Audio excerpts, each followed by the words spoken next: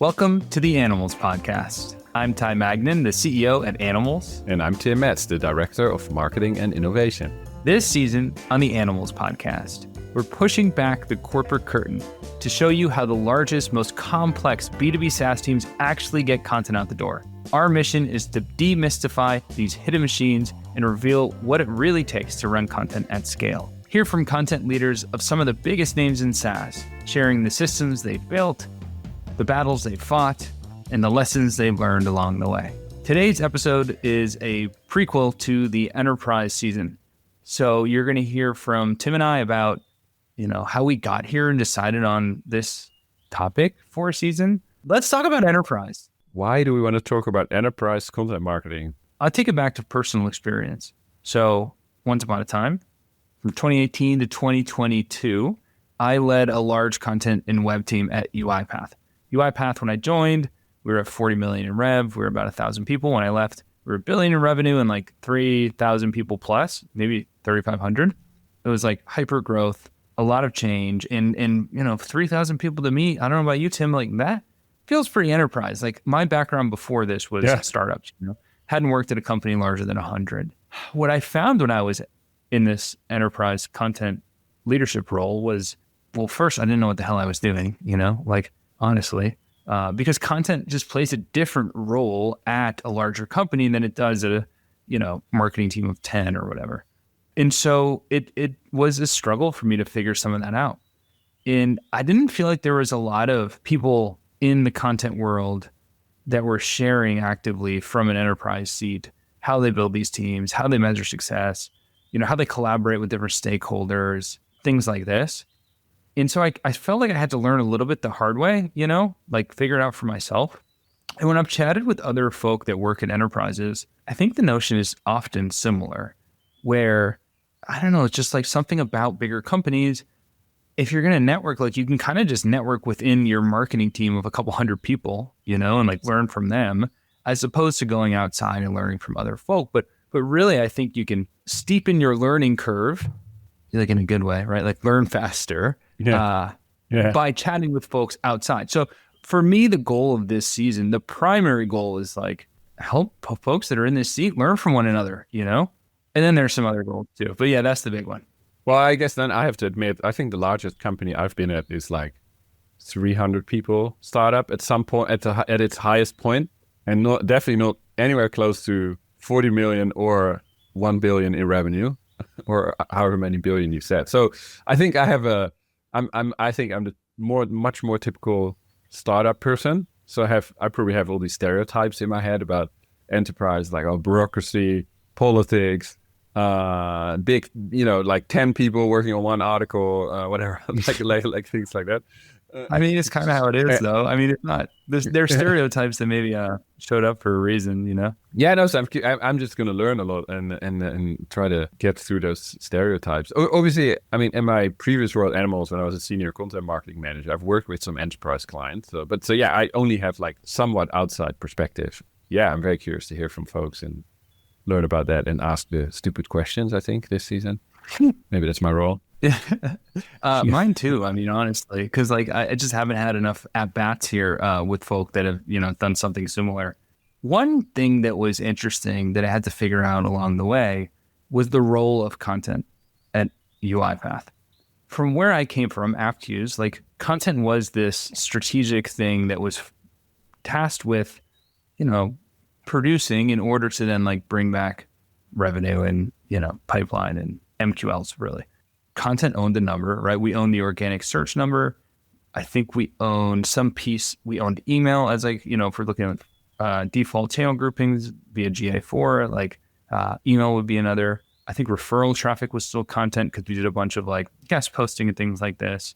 And then it took some portion of direct traffic. We kind of peanut buttered that across all of our marketing efforts. So again, content, the role, it was strategic. At UiPath, I learned pretty quickly that content in this larger company was largely, and this was kind of something I resisted to a degree, but it was largely in support of other teams. So when I first got there, the content team was really just executing on what campaign said it needed, and then product marketing had its own set of materials that it was building and content sort of like had a hand in it, but really it wasn't well established what the relationship would be. And then there were a bunch of other teams that were like producing a bunch of crap that like would go straight through onto the website, or, a salesperson would just create a version of a deck and all of a sudden like that existed. And so really my role became like helping establish content as, yes, a supportive function, but also where can we be strategic? We also had to do a lot of content governance. Okay. So like we have hundreds of people in the organization, maybe more, contributing content, right? Like doing something. Yeah. How do you get a handle on that? Exactly. Right. Like how do you make sure it's on tone or the messaging is up to date or whatever? And so we built our operating system around like prioritizing that and having different treatments for different like tiers of content that was being produced. So, a certain tier, there was just like, it was hands off and some training, and they had to follow our guidelines, right? And we might like spot check it every now and again. That's tier 3. Tier 2 was like, we would fund it at tier 2. So the content team would pay for the content and it would go through some approved agency, but like we didn't have the bandwidth to do it in-house. And then tier 1 is like, hey, this is premium. Like we need this to be really good. We're going to produce it in-house. So that was kind of like the broad framework. Because you called it an operating system, but I'm always interested in the geeky nuts and bolts. What does that actually mean? Was it just like like Asana or Notion or something like that, or was it how did you actually like monitor all that was going on? Yeah, it wasn't one tool. It was like a few things sort of stapled together, right? So we had an intake form for requests that would be part of the operating system. Every quarter, we would go on a road show too. So basically before, the end of each quarter, I would go to my primary stakeholders, head of product marketing, head of demand generation. And I would solicit like, what do you got for next quarter? Like, what are you expecting? What needs to be done? Then I would put that all into our, like form, basically, like create, very small briefs for these things. And then we'd also add our own strategic, like proactive ideas. Then we had a system, a calculator to like weigh them all against one another, and basically then tier it out. And, we then would go on our roadshow. So we would get stakeholders together in a room and we would present our roadmap for what we were planning to do next quarter. And if they were like, oh, like, but Ty, like, where's our thing? I'm sort of say like, well, it didn't make the cut. Like you got to fund it yourself through one of our approved vendors, or you can like bargain with your colleague here from product marketing. Like, hey, Diego, like, can you ditch this, important asset you asked for? And then they kind of have to deal with it amongst themselves. And that kind of took me out of the middle too, of like, not just the guy that says no, but like, I don't have to like be in the middle of all of these negotiations in a sense. Yeah, it's like, it's amazing how much more it becomes about coordination, communication, bridge building, and it's not just like produce more, right? It's much more like, how do you make it all work together? And you have to say no a lot more. And 100% people skills, right? Yeah, it's like controlling, especially if content's kind of coming from everywhere and like needed everywhere, because like all of marketing is content, I know that we're going to be talking to somebody, for example, at Microsoft, and I find it just mind-boggling if I try to imagine, because from my little experience with like 300 people and a sales team, and we had a marketing team, and we had partners, it was already like hard to manage, because like indeed everybody, it's like we also had to do the decks, and like, it's like, oh, we need to check everything the salespeople put out, and they want this and they want that, and the partners need this, and there's PR and whatever. It's all running through, marketing and content.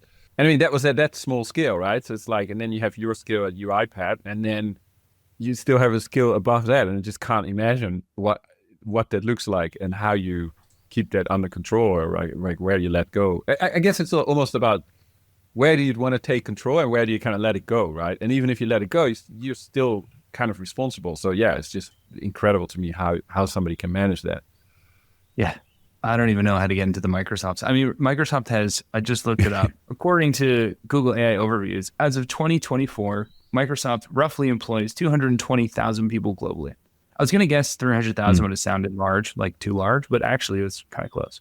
Yeah. So yeah, I mean, that's like 100 times bigger than UiPath. And I thought UiPath was a big company. So it is all relative. I would love to hear a little bit more about your experience there. Like, what did you learn from that? Because now, and then what do you use now from what you've learned in the enterprise? So the thing I had to learn the most in moving from a startup to an enterprise was how to coordinate things through stakeholders. I mean, that's a lot of what I was just talking about, right? Even like reporting and measurement, right? Like my team didn't outright own that end to end. Like we had to work through the ops team to get some of those numbers. And honestly, I don't think I really ever did a super effective job at reporting on content marketing and its performance because I didn't take ownership over it. Like myself on my team, I was sort of like dependent on another team that worked under demand gen and like didn't prioritize my shit. I do think that at a big company, you need more folks to get involved in a content project. Like as brilliant as you might be as an individual contributing content writer or producer, like you don't know the depths of the product and the roadmap and the audience for it, as well as your product marketing counterpart does. And then like you also need your campaigns or demand gen team to have buy into your asset so that they can, feel comfortable promoting it, right? And that means that like the CTA has to be aligned to where they want to take people. And it means that you have to kind of understand, get their guidance on what the audience or channel needs from this piece. Unfortunately, like that does slow production down, but it does produce something that it's tough to say it's more quality because like an individual contributing content person at a startup can probably hold enough of that in their head because the product's only so big, because they kind of know the audience. Like they can hold enough in their head to produce that thing that's probably the same quality that you produce in an enterprise. But it's like a necessary thing, to collaborate at that larger scale. And I think that, bring a lot of that forward to Animalz, I hope, on a good day, where I'm like, looping you into things or Julia to weigh in on so that we can, bring the company forward in a meaningful way. And then I think that an understanding of that operation as an agency owner and kind of like in the coaching role that I play, we can help teammates here navigate review cycles, right? Navigate how to write a brief and get it sort of reviewed by the right people, understand where their limitations are, that kind of thing, so that we can really support our customers effectively, our larger customers effectively. Yeah, I mean, you understand that mindset because you've been in it yourself. And I think that's important sometimes when you work with the clients. And I think what you said is also very interesting. I never thought about that like, even if you wanted to, like if you're in such a big company, like certain parts you just can't know. Like you can only know it by talking to the people who are responsible for that part. Whereas, I mean, in a startup also, but then it's more like, somebody's sitting over there at the other table or on just one Slack message away. Whereas in an enterprise, you might not even know who that person is who might have that knowledge. And so you'll have to collaborate. Yeah. You got to like use the org chart, like actually look it up. I can't tell you how many times I had to like look at the org chart, especially in the first year, to be like, who is this in this meeting? It's like asking me for something, We have a few little Easter eggs, little surprises for our audience within this season.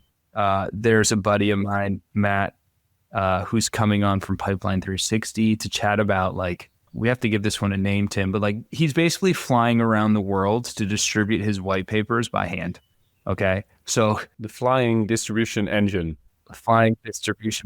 You heard it here first. Matt is he's an extraordinary marketing leader. And I just love this like little play that he's running that seems to be working. It's like, doesn't scale, but is so good on the relationship side. And the content is sort of like the, Trojan horse to get him in the room with a lot of his prospects and customers. So I think that's cool. So looking to learn and help other folk like you learn and, drop some knowledge and some nuggets along the way. So please stay tuned. We'll be dropping episodes regularly. Let's go enterprise. Let's go learn stuff. Yeah.